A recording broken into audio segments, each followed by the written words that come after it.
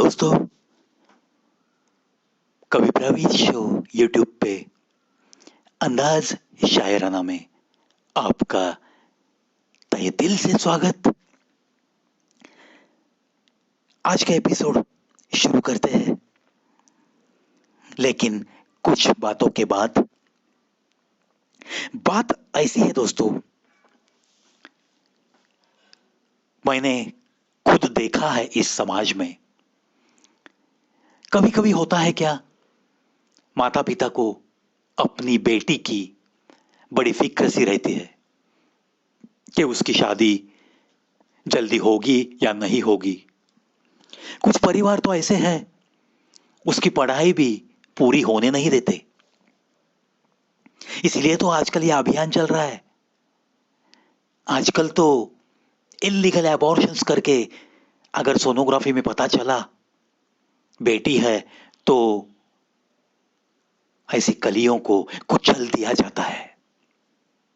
गलत बातें हो रही है। खैर छोड़ो, वो एक अलग टॉपिक है, उस पे बहुत कुछ बात कर सकता हूं मैं। और एक मेरी कविता भी मैंने इस चैनल पे अपलोड की है, चीख मासूम कली की। अगर आपको वो सुननी है तो सर्च कीजिए, मेरे चैनल पे आइए और चीख मासूम कली की बाय प्रवी सर्च कीजिए, और उस कविता में जो मेरी भावनाएं हैं वो आप सुन सकते हो। बताने की चीज यह है कि हर माता पिता को अपनी बेटी की फिक्र होती है कि उसकी शादी होगी या नहीं होगी। और इस फिक्र में जब भी वो कभी कभी कुछ परिवार इलीगल मैरिज भी कर देते हैं, ये भी तो गलत बात है। 18 होने से पहले शादियां मनाई जाती है। आजकल थोड़ा कम हो गया है वो परसेंटेज, अच्छी बात है। लेकिन मैं उस जमाने की बात कर रहा हूं जब ये 16-15 की उम्र में शादी हो जाती थी, और उसके बाद 2-3 साल का वो इकट्ठा रहते थे। एक आध दूसरा बेटा या बेटी भी होती थी उन्हें, और बाद में एक दरार सी पड़ती थी रिश्ते में, और वो एक साथ जिंदगी गुजार नहीं सकते इस नतीजे पे आते हैं, और वो लड़की उससे दूर होकर रहना पसंद करती है, मायके चली आती है। दोस्तों, लेकिन वैसे जिंदगी जीना कितना कठिन होता है यह हम सबको पता है। फिर भी उसकी जिंदगी की शुरुआत होती है और वो जीने लगती है एक बेजान सा दिल लेकर। आधी अधूरी जिंदगी, खुद का निर्णय मेरे माता पिता ने लिया था, 3-4 साल पहले मेरी जिंदगी बर्बाद कर चुके हैं। इसलिए दिल ही दिल में माता पिता को भी कोसती रहती है, और पेट के बच्चे को ऐसे वैसे पालने की शुरुआत होती है। ऐसे ही आलम में अगर कोई आके उसका हाथ थाम दे, यानी कि एक तन्हा तन्हा जीती हुई लड़की को आधार देने की कोशिश करे, उसका सहारा बनने की कोशिश करेगा, तो उसे भी वो प्यार देने की कोशिश जरूर करती है। लेकिन दूसरी बार वो खुद गलती करती है, जो सहारा दे रहा है उसका भी हाथ छोड़ने की जरूरत कर बैठती है। और ऐसे आलम में जिसने हाथ थामा था, जिसने सैक्रिफाइस किया था खुद की जिंदगी को, उसे पता था इसका मैरिज हुआ है, एक बेटे की एक बच्ची की वो मां है, फिर भी उसने उसके साथ दिल का रिश्ता जोड़ा था।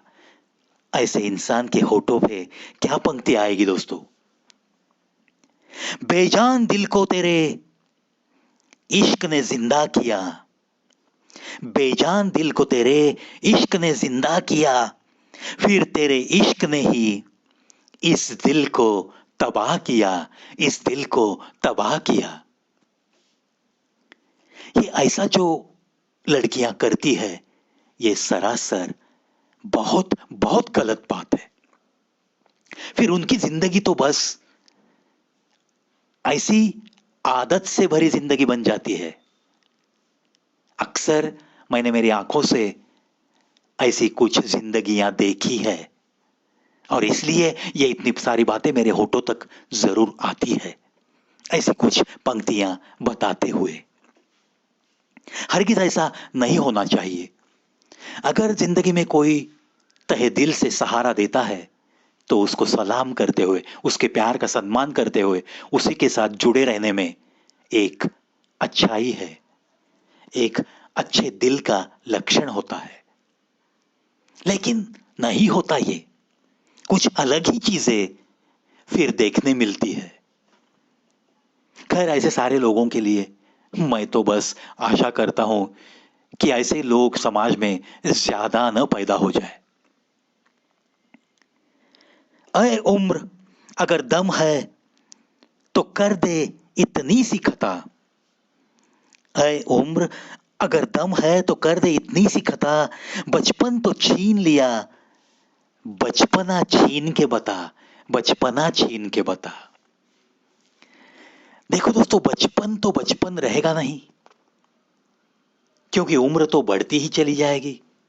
इसलिए यह शायर कहता है, ऐ उम्र तू तो बढ़ते जाती है, बचपन चुराते चुराते सारा बचपन हमारा निगल जाती है, चुरा के ले जाती है, हवा में उड़ा देती है। लेकिन ऐसी उम्र को यह शायर चैलेंज कर रहा है, चुनौती दे रहा है। क्या कहता है?